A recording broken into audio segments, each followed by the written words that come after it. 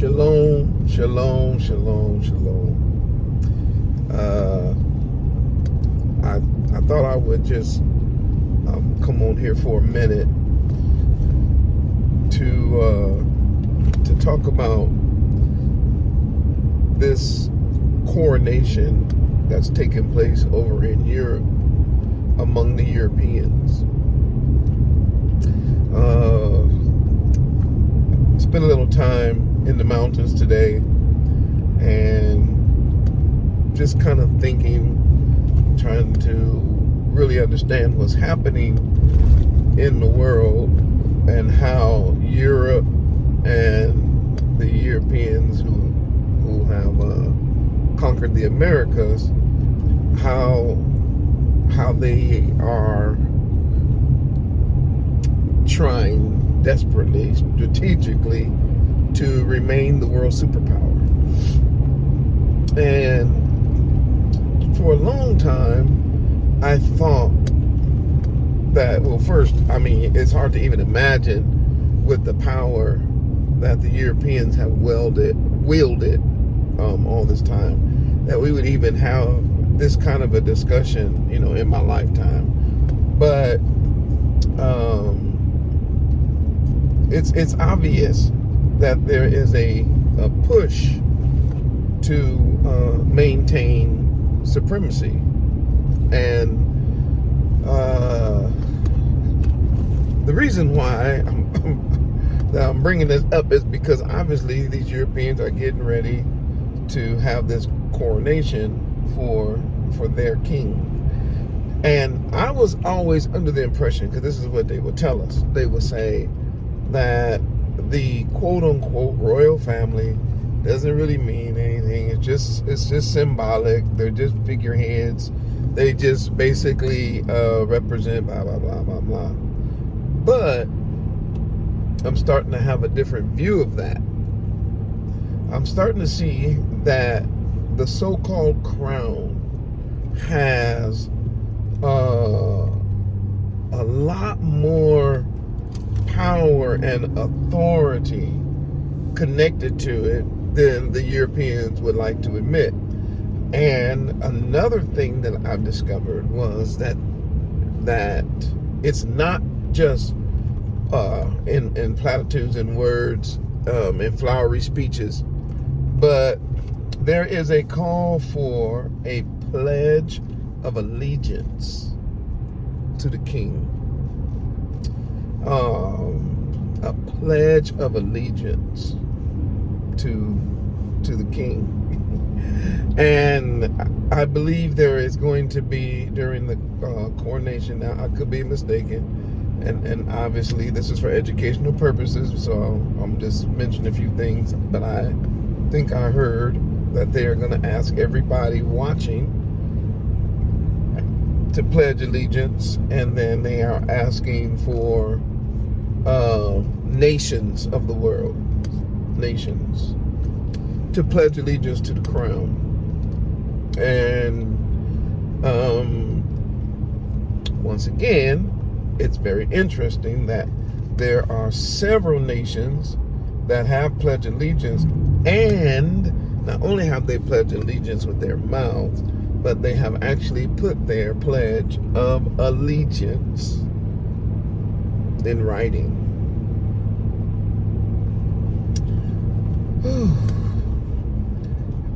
It is a very, very bold thing. It's a very bold statement. It's huge because,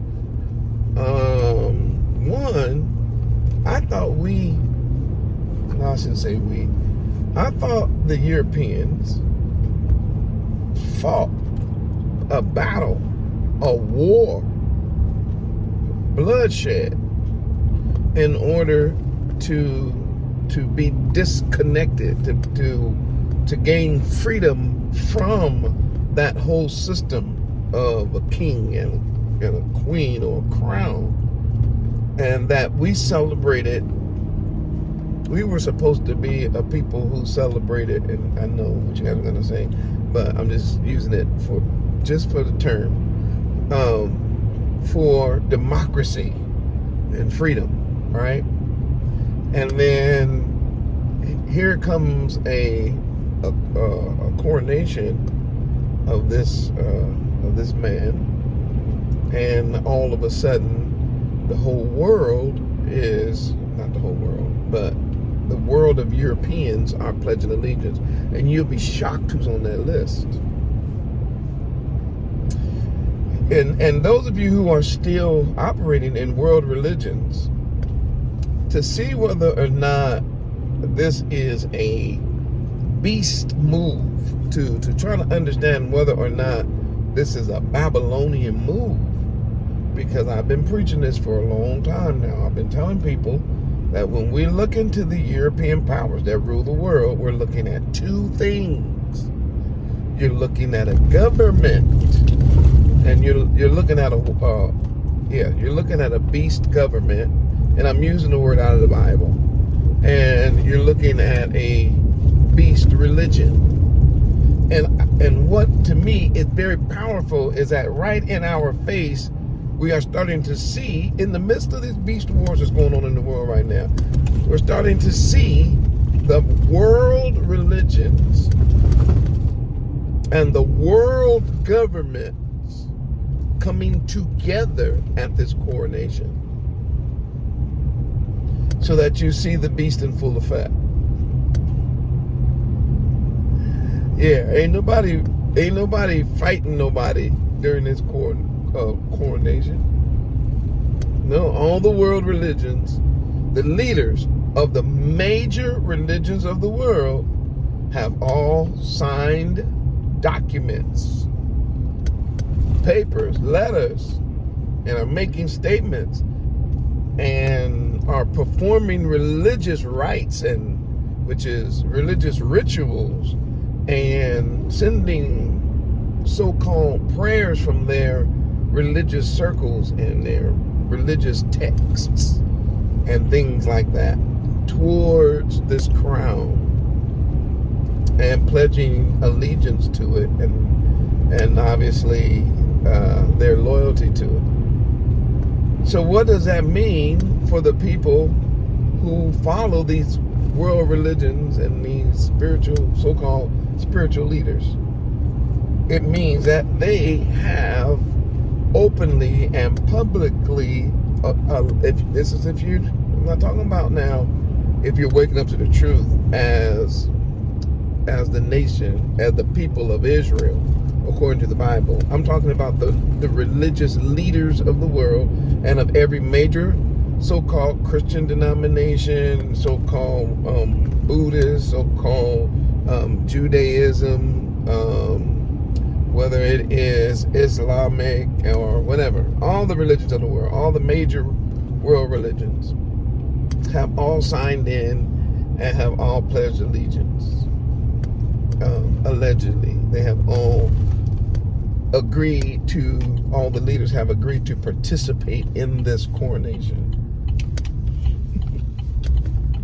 It's a stance, I'm trying to tell you. They're taking a stand, and they're taking a stand in front of the whole world to say, we are united as the superpower.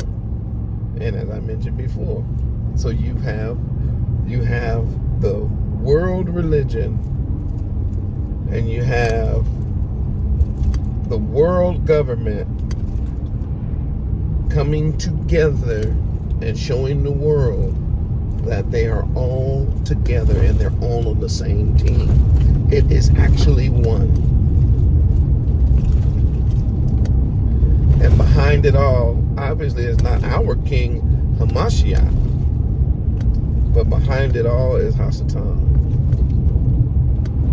And we have to be careful, Zion, that we don't get caught up in the pomp and circumstance of it. Because our king, King Yahushua Hamashiach, is the only one who is worthy to be crowned our king.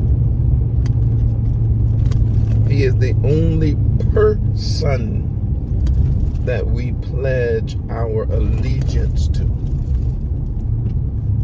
Now, we're not saying we are not living in Babylon. Of course we are, but what they're doing over there, that's more than just saying, hey, this is a new leader and we need to respect him. No, what's happening in the world in Europe right now, and it's going to affect the whole world. What you are watching is worship.